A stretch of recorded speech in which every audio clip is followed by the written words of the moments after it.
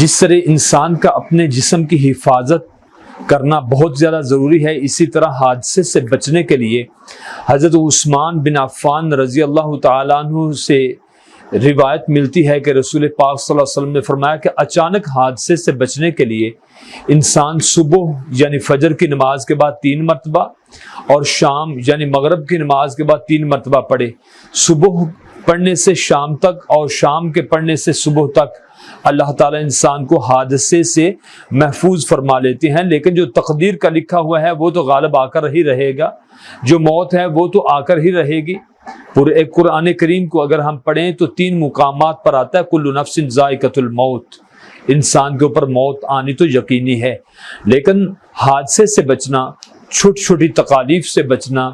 اور جیسے road accident ہو گیا یا اس طرح کے انسان حادثوں سے بچ جاتا ہے، اس کے لیے یہ ہے کہ فجر کے بعد 3 مرتبہ